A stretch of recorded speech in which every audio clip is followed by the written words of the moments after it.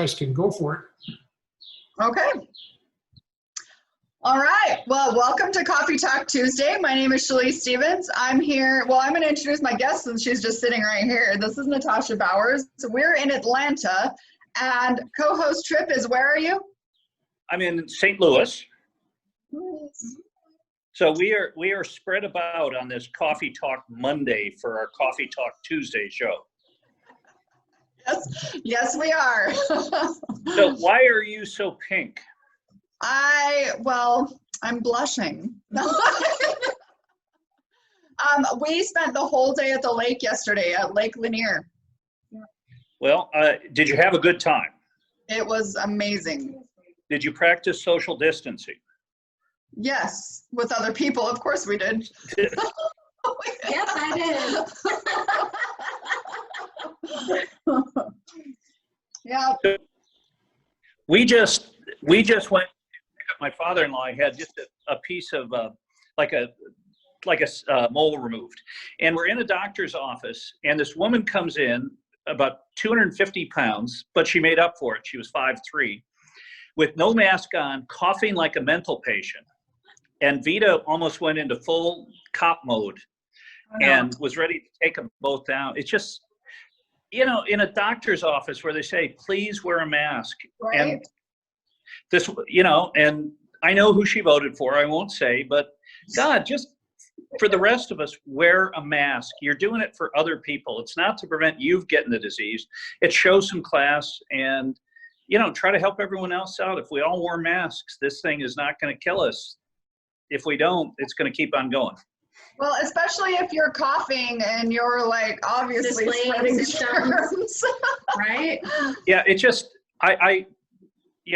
just my disdain for people who don't care about their fellow man. It doesn't take much to wear a mask. And then, so there was a case where two hairdressers here in Missouri both had the COVID-19 for a week. They cut 140 people's hair. They wore masks. The people getting the haircuts wore masks. 0 transmissions. What? Wow, that's awesome. Foot behind your head. That's cool. Good story. Wear a mask, and if you feel like sending some money to a certain former vice president who's running against a toad, go ahead. Nobody ever knows what Tripp's political views are at all. Yeah, I couldn't tell. Isn't that amazing? Where that's like a subliminal ad where it's fleeting. So, well, Trip, guess what? Actually, right now it started raining. Like it's thunderstorming right now. The sun was out. Like 2 minutes ago, and now it's like downpour here. So yeah, it's kind of. Yeah. Do you hear that? Can you hear it?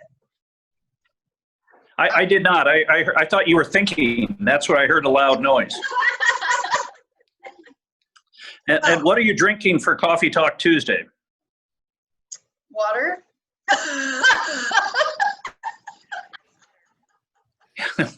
Okay, that was very plausible the way you said that. I believe you 100%. All right, I'm sure you do.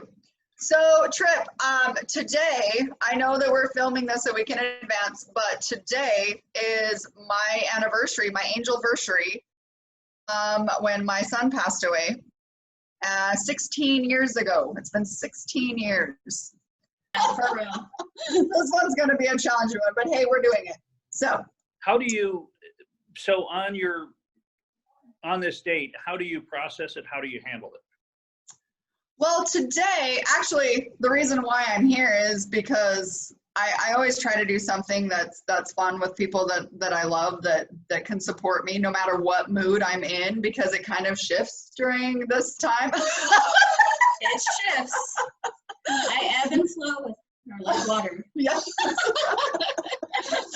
I know. Well, kind of. But anyway, I came out here so I could be around somebody that could support me, and we can have a good time and make some memories. And so that's usually what I try to do. I try to do something that's like fun and special, and so, but yeah, this weekend, since we had such a fun weekend, today hasn't been that bad. Sometimes the day's really rough and heavy, but today has been pretty good. So Do your Uh, kids do your kids do a good job supporting you on a day like this? usually they do. I think since they're with their friends and like busy and stuff, I mean, they give me hugs and they know that, oh, mommy can, we're not sure, but what's gonna happen today?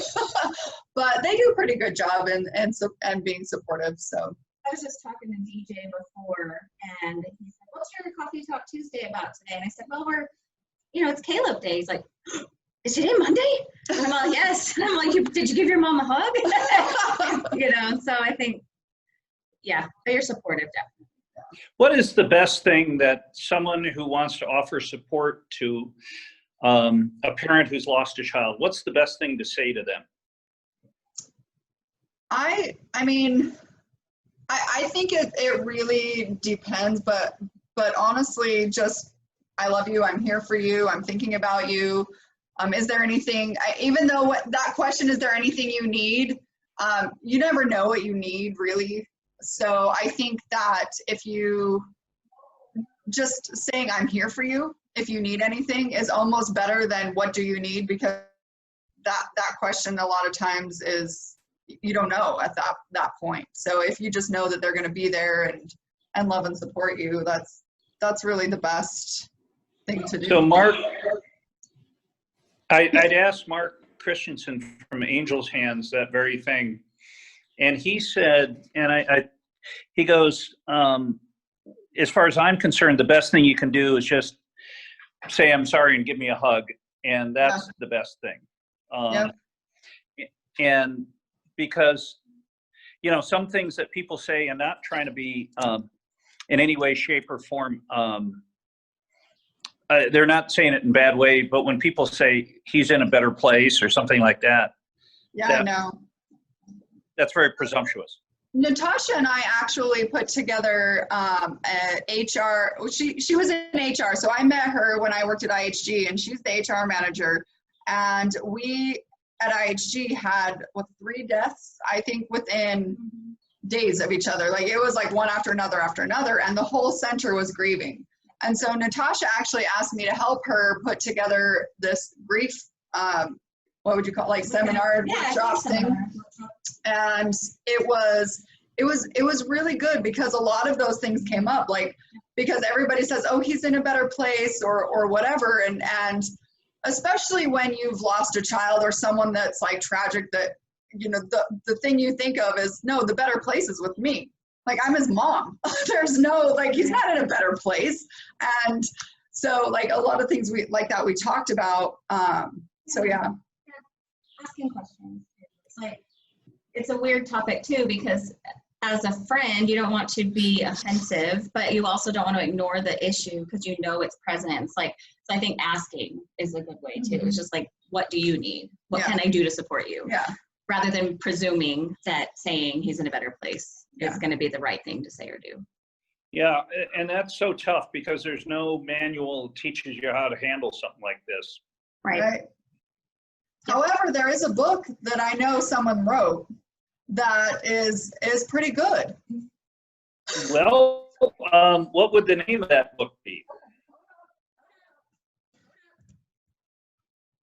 I'm gonna stumble my way over here. The water is very, very good here. So this is my book that I wrote, Finding 40, A Mother's Walk with Grief. And I don't know that it necessarily gives advice. It's not necessarily an advice book. What it is a story of how my journey through grief and through losing my son. And that's, I wrote it because when I first lost my son, everybody wants to give you advice. Everybody wants to give you books. Everyone wants to help. And honestly, I didn't want to read a single one of those books. I didn't want to hear necessarily other people tell me how I'm going to feel when I'm going through all of this, because how could they possibly know? And so it took me 15 years to be able to write this book. And the reason why I did it was because it's like, I'm not telling you how you're going to feel. I'm not going to tell you how you're going to go through it.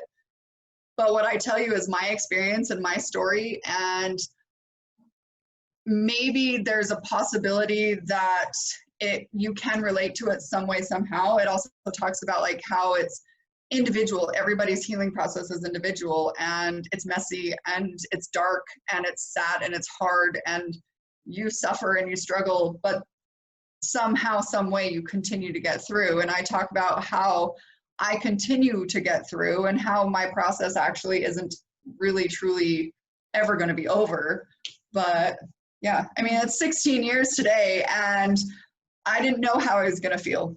And that's why I'm here with her, because I know that she can support me no matter what I was feeling. So I have the honor of spending many different anniversaries regarding Caleb with you. So it really is a privilege. Like, I really am so grateful to have that as part of our friendship. yeah, It means a lot to me.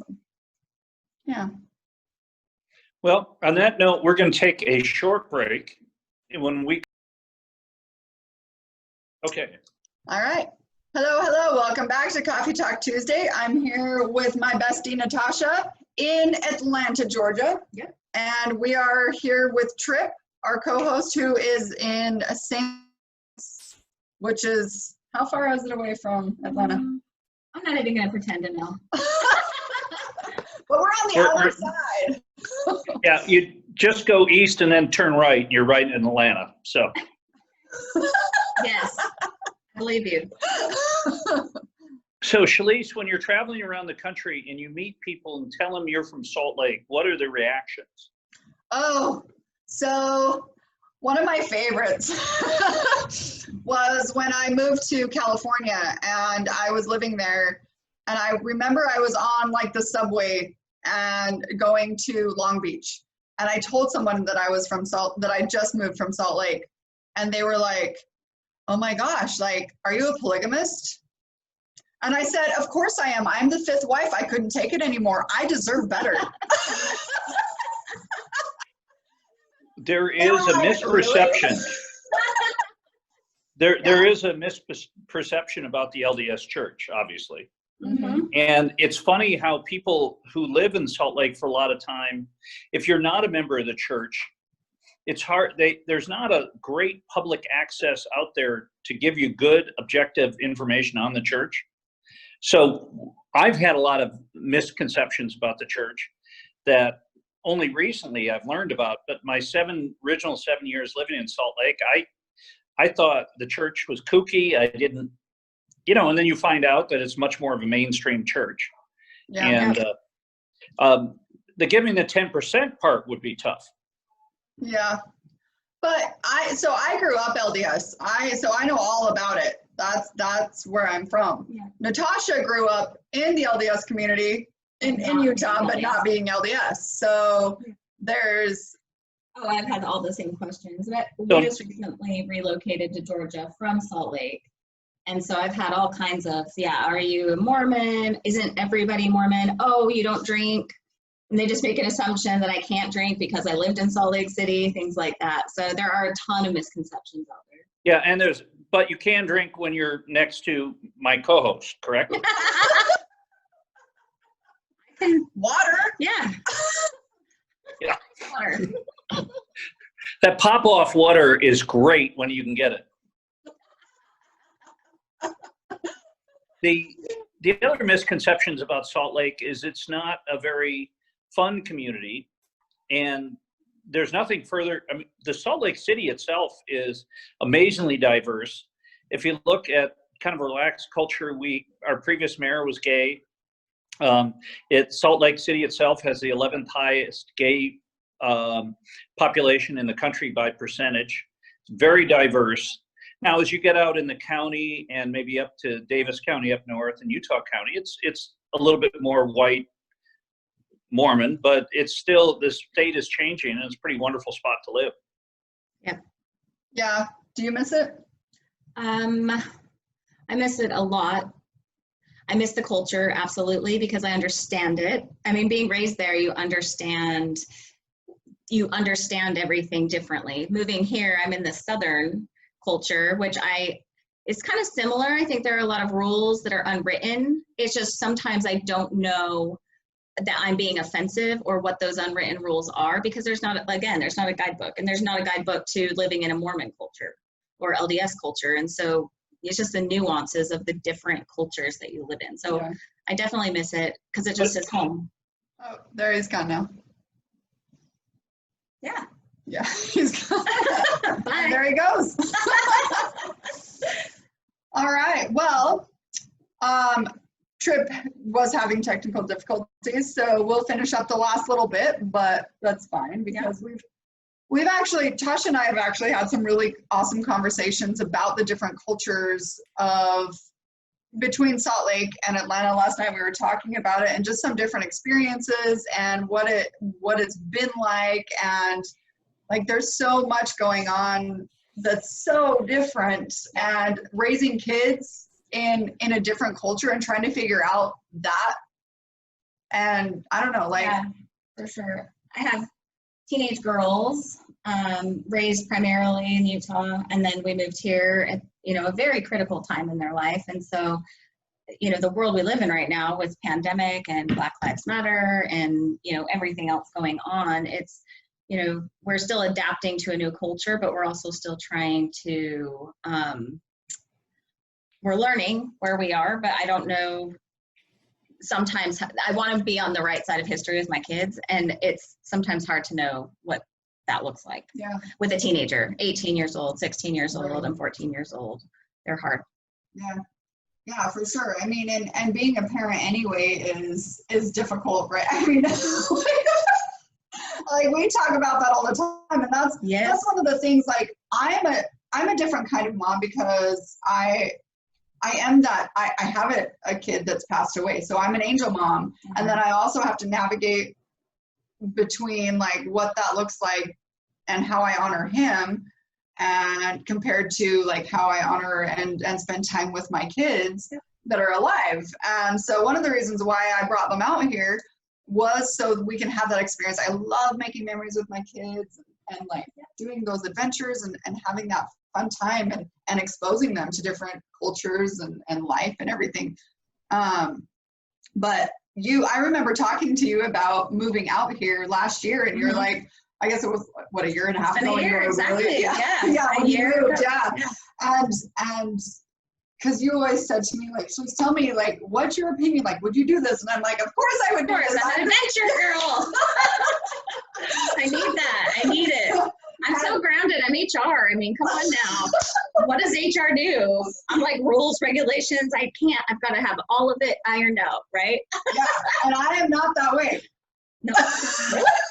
I know, weird, right? But like, what is it? That's actually a good question. Like, what is it like being a mom when you're HR too? Like to teenage girls who are completely different. I know all your girls, all three of your girls, and they are so different. Yeah. How do you manage that when you can't really? It's different managing your kids than managing a professional career. Is it? No, I'm kidding. No, in reality, I think it's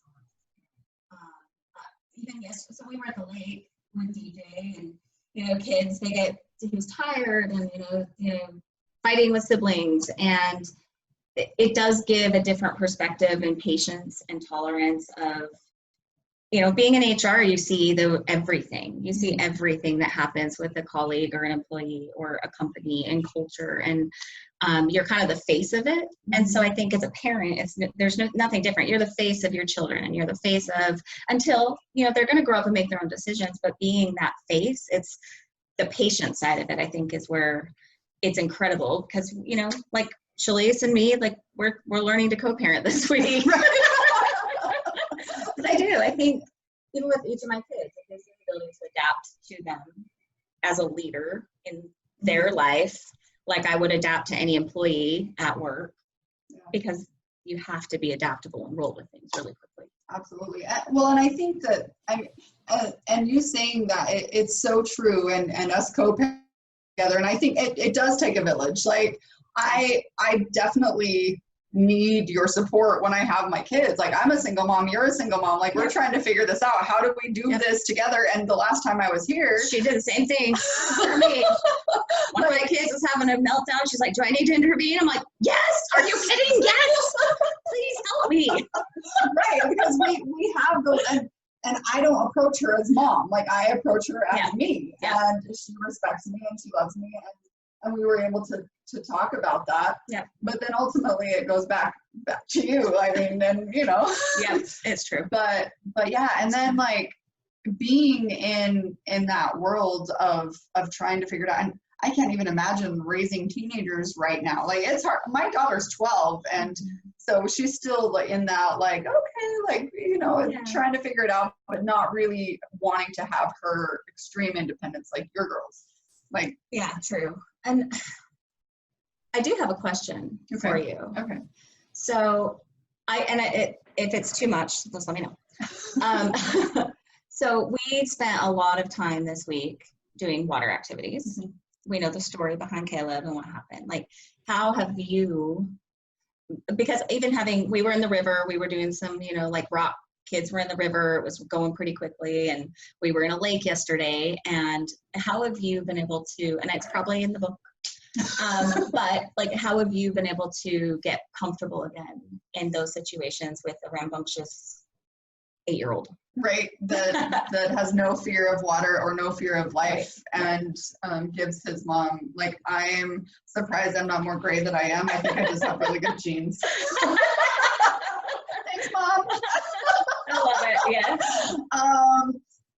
But how it really is, like, I'm that person who jumps into situations that scare me. I don't live in fear. I'm safe and I'm practical, and I know, like, I'm not going to take my eyes off my kid. Like, but I also I believe in giving them their independence and their freedom, and not making, I want them to learn how to swim. I want them to be able to face their fears. And I mean, you saw my anxiety kick up though. Like, there was that, like, oh my gosh, like, it's different. But I think it's just putting yourself in those situations that give you the opportunity to continue to heal. And a lot of that it is in my book of, like, I'm just that person who I'm going to go to where it scares me most, and I'm going to face it. And I mean, that's just who I am as a mom, and I don't want to change that because of my own fears, because I don't want to put that on them. I don't want to make them exactly totally like, and different kids and different, and it was really cute also to see, like, Danny knows, my daughter who's 12, she knows more, and she's more connected with the story and everything like that, and she's like, I got him.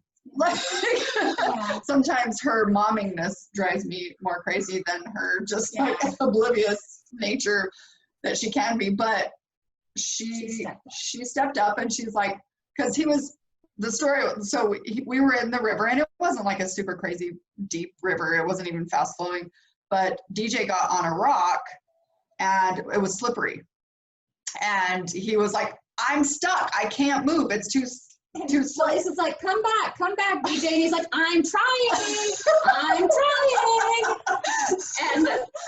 And so I'm like, okay, then don't move. and Danny, she's like, I got a mom, and she stepped. I mean, Natasha and I were both ready to jump off that rock and go get him if we needed to. He was safe. But Danny was like, I got him, and she walked her way over and she grabbed him, which I think is so cool about, like, she knows well, and I teach my kids about water safety too, and that's something that's so huge. Like, water safety is so important, and it is, even though I have my foundation for heart kids, right? Like, water safety is important to me. Like, I'm making my kids. I'm always saying it's such a passion. It's such a passion. We need to prevent water safety. And so that's on my to-do list. Like, I'm an advocate for that as well. But you know, I want them to feel confident though that they can have that opportunity, and I don't want to live in fear, which is why I said you should move to Georgia. You can't be afraid of change, because that's what creates your experiences and growth, and that's how you become more. So definitely more. You are definitely more. Don't know if it's better, but I'm more. Yeah. So I don't know. I love that we can do this, and I love that I can come here, and it's been such an awesome opportunity to be able to be here, and because I love you, and I know, and that's it. Like Trip asked earlier, like what do I do to get through these times? Like I honestly, I surround myself with people I love, and so it's been great. And I do want to tell my viewers that actually my book Finding 40, it's my Caleb Day, so I'm kind of promoting. I am promoting myself in this one. That's okay. But my Finding 40 book is available on Amazon and Barnes & Noble. And if you just put in Shalice Stevens or Finding 40, you can find it. I'll also have the links to my website and everything below. I'm also going to start a book signing every Thursday. I go to my local little community bar, and it's called Good Spirits on 70th and Redwood in Salt Lake City, well, in West Jordan, Utah. And every Thursday I go there for lunch, meet up with the owner. They're helping me put together a fundraiser for rainy days. And I'm also going to start doing my book signing there every Thursday that I'm in town. So exciting. And I'm really excited about it. So you can come down, get a drink with me, get some lunch with me. I'll sign your book. I'll have books to purchase as well. So that's, yeah, it's going to be super fun, and supporting our community, small businesses. I'm super passionate about that as well, because we're all here to support each other, and I love that they support me, and I miss that you're not there with me, but I also love that I can just get away, and you're and I still get to be a part of it. You still I mean, and totally. yeah, and that's what friends do. I mean, you connect regardless of where you are. Yep. No matter what the circumstances are, you know who your people are. That's right. So thank you for being our people, and I will see you guys next week on another Coffee Talk Tuesday. Bye. Bye.